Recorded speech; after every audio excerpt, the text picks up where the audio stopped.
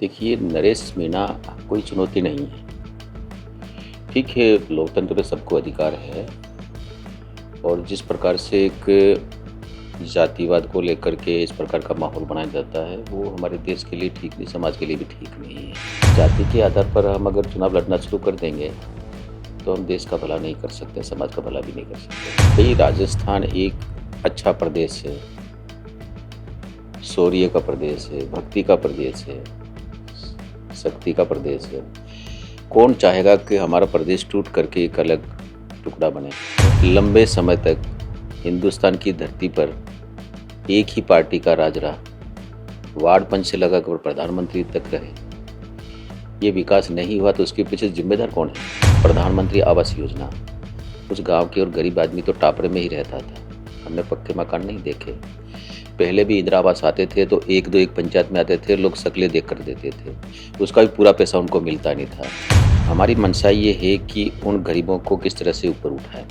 वहाँ का युवा बेरोजगार है, उसको रोजगार कैसे मिले, इसके लिए हमने राइजिंग राजस्थान हमारे माननीय मुख्यमंत्री जी ने प्रदेश में किया। वहाँ पे उद्योगपति भी जाए, उद्योग भी स्थापित हो, जिसके कारण से जो हमारा मजदूर प्लान करता है वो उसको रोजगार मिले। देश में बिहार चुनाव की जितनी चर्चा है उससे ज़्यादा चर्चाएं राजस्थान के अंता उपचुनाव की है। 11 नवंबर को चुनाव होना है, 14 को नतीजे आएंगे। दोनों ही पार्टियों ने इस चुनाव में दम झोंक दिया है। मेरे साथ है अभी इस मुद्दे पर बात करने के लिए आदिवासी और कैबिनेट मंत्री बाबूलाल खराड़ी। सर, सबसे पहले भारत अवतार में आपका स्वागत है। धन्यवाद प्रकाश जी। सर, अंता उपचुनाव में पार्टी क्या रणनीति रहने वाली, क्योंकि अब समय बहुत कम बचा है? देखिए, अंता चुनाव में सभी पार्टियां अपने अपने भाग्य आजमा रही है, लेकिन राजस्थान सरकार के और हमारे लोकप्रिय मुख्यमंत्री भजनलाल सरकार की जो योजना है, जनता के जो हित के जो काम किए हैं, उसके कारण से निश्चित रूप से जनता का भरोसा बना है और अंता चुनाव भारतीय जनता पार्टी जीतेगी। अंता उपचुनाव में क्या नरेश मीणा की आप चुनौती मान रहे हैं या विपक्ष की चुनौती स्वीकार करेंगे? देखिए, नरेश मीणा कोई चुनौती नहीं है। ठीक है, लोकतंत्र में सबको अधिकार है और जिस प्रकार से एक जातिवाद को लेकर के इस प्रकार का माहौल बनाया जाता है, वो हमारे देश के लिए ठीक नहीं, समाज के लिए भी ठीक नहीं है।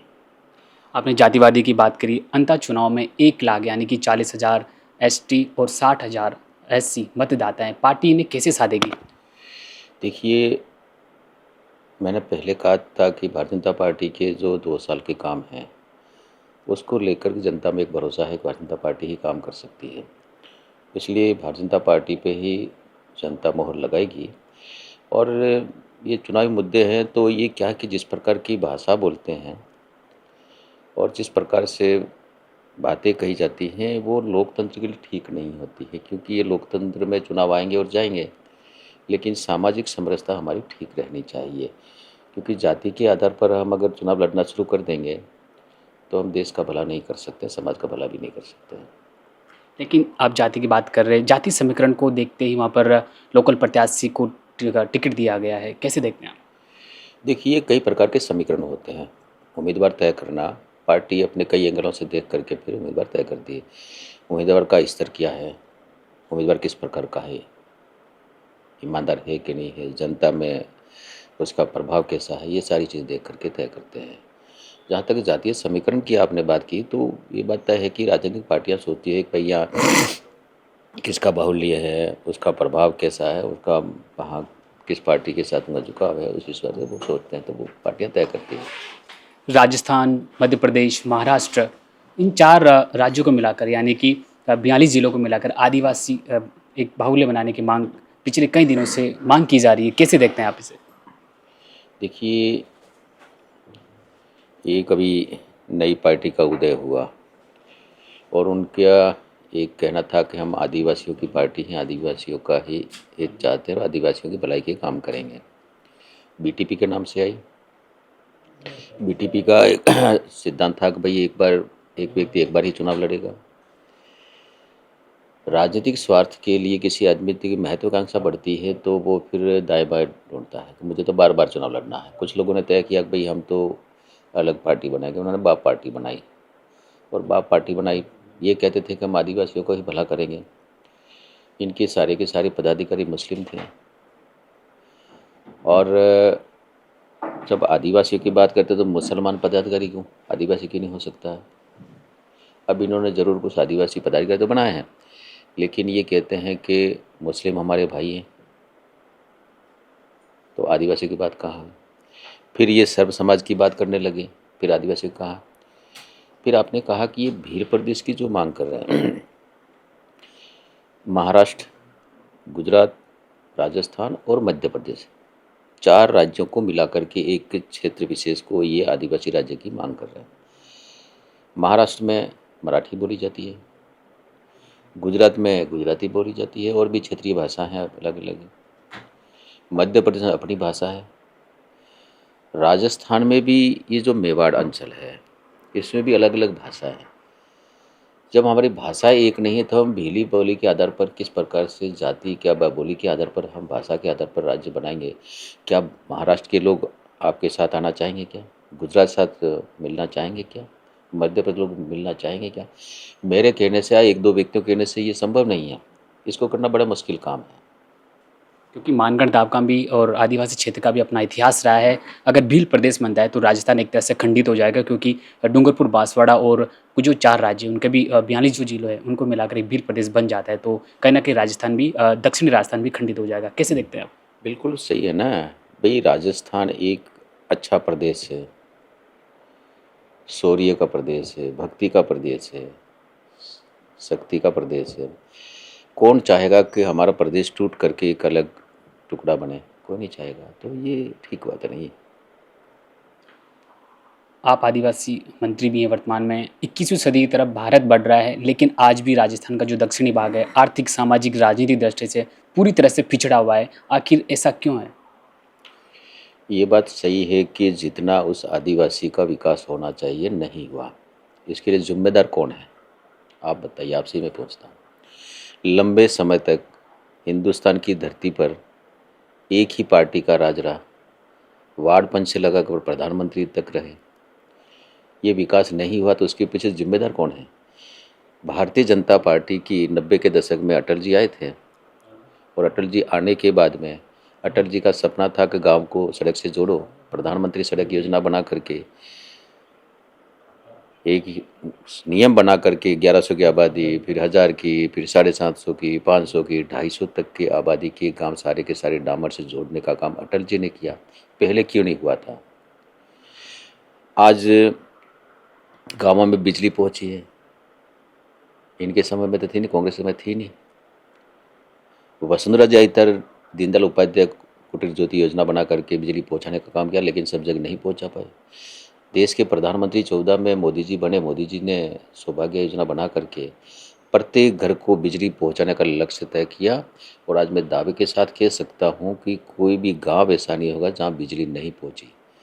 उन्होंने कहा खंबा भी ले जाओ, खड्डा भी खोदो, खड़ा भी करो, लाइन भी खींचो, मीटर भी लगाओ, और ये करके निःशुल्क देने का काम किया था। इसके कारण से बिजली पहुंची है। आपने कहा कि 70 साल एक पार्टी ने राज किया है, इसलिए दक्षिण राजस्थान आज भी पिछड़ा है, लेकिन डबल इंजन की सरकार है, तीसरा कार्यकाल सरकार का चल रहा है। क्या लगता है कि सरकार वहाँ पर विकास के मुद्दे रख पाएंगी, या फिर दक्षिणी राजस्थान को एक बार फिर परियोजनाओं के साथ में जोड़ा जाएगा? देखिए, देश के प्रधानमंत्री जी की मंशा है अंतिम व्यक्ति का उदय होना चाहिए, गरीब का कल्याण होना चाहिए। इसीलिए वो अंतिम व्यक्ति के लिए योजना बना करके उन तक पहुंचाने का काम करते हैं। प्रधानमंत्री आवास योजना, उस गांव के और गरीब आदमी तो टापरे में ही रहता था, हमने पक्के मकान नहीं देखे। पहले भी इंदिरा आवास आते थे तो एक पंचायत में आते थे, लोग शक्लें देख कर देते थे, उसका भी पूरा पैसा उनको मिलता नहीं था। लेकिन देश के प्रधानमंत्री जी मोदी बनने के बाद में उन्होंने तय कर दिया कि मकान भी वहीं बनना चाहिए, पूरा बनना चाहिए, पैसा भी पूरा जाना चाहिए। तो उन्होंने जियो टैगिंग कराया कि आप मकान कहाँ बनाओगे, ताकि वो मकान भी हमको दिखे, और उसके बाद में सीधा पैसा उनके खाते में भेजा। 1.5 लाख रुपये भेजने का काम किया, और उसके कारण से आज आदिवासी एरिया में आपको पक्का मकान दिखने लगा है। किसान सम्मान निधि योजना कभी किसी ने कल्पना नहीं की। जय जवान जय किसान के नारे खूब लगे, लेकिन किसान की भी किसी ने चिंता नहीं की। किसान सम्मान निधि योजना बना करके देश के प्रधानमंत्री ने पहली बार किसान के जेब में 6,000 रुपये 3 किस्तों में भेजने का काम किया। आप आदिवासी मंत्री हैं और सरकार के 2 साल पूरे होने वाले, अब पार्टी के पास 3 साल बचे हैं, मंत्री रहते हुए आप दक्षिणी राजस्थान को क्या सौगात देने जा रहे हैं? देखिए, मेरी मंशा ये है कि अभी हमारे पास में 3 साल हो रहे हैं। हमारी मंशा ये है कि उन गरीबों को किस तरह से ऊपर उठाएँ। वहाँ का युवा बेरोज़गार है, उसको रोज़गार कैसे मिले, इसके लिए हमने राइजिंग राजस्थान हमारे माननीय मुख्यमंत्री जी ने प्रदेश में किया। वहाँ पे उद्योगपति भी जाए, उद्योग भी स्थापित हो, जिसके कारण से जो हमारा मज़दूर पलायन करता है, वो उसको रोज़गार मिले। उस युवा को जो पढ़ा लिखा उसको नौकरी मिले। पहली सरकार में तो 19-19 बार पेपर आउट, हर बार पेपर आउट होते थे, एक भी बच्चे को नौकरी नहीं दी। हमारी सरकार आने के बाद में उन पेपर माफिया को तो हमने जेल में डालने का काम किया, हमारी सरकार ने। और अब हमने परीक्षाएँ कराई है, जितनी परीक्षाएँ कराई, एक भी पेपर आउट नहीं आया। इनके परिणाम आएँगे तो हम उन बच्चों को नौकरी देंगे। और अब तक 75,000 से ज़्यादा नियुक्ति पत्र उनको कार्यक्रम करके सामूहिक रूप से दिए हैं। अभी माननीय प्रधानमंत्री जी बांसवाड़ा आए, 15,000 नियुक्ति पत्र उसमें बाँटे थे। तो इस प्रकार से हम वहाँ की बेरोज़गारी मिटे, युवा को रोज़गार मिले, वहाँ के व्यक्ति को अपने स्थान पर रोज़गार मिले, उसके लिए हमारी मंशा है कि स्थानीय स्तर पर वहाँ ऐसे धंधे खड़े हों, जिसके कारण से उनके जीवन स्तर ठीक सुधरे, ये मंशा हमारी। भील प्रदेश बनने की मांग पिछले कई अरसों से राजस्थान में गूंज उठी है। 4 राज्यों को मिलाकर और 42 जो क्षेत्रीय है उनको मिलाकर एक बाहुल्य भील प्रदेश की मांग उठ रही है। अभी हमारे साथ जो आदिवासी मंत्री बाबूलाल खरैनी ने अपनी आवाज़ और अपनी बात इस मुद्दे पर बेबाक अंदाज में रखी है और उन्होंने कहा है कि भील प्रदेश मांग कहीं ना कहीं राजस्थान को खंडित करेगा। उन्होंने अंतः चुनाव पर भी अपना वक्तव्य रखा, अपनी बात कही कि पार्टी आसानी से चुनाव जीतने जा रही है। कैमरामैन लक्ष्मी नारायण के साथ में राकेश लवानिया, भारत रफ्तार।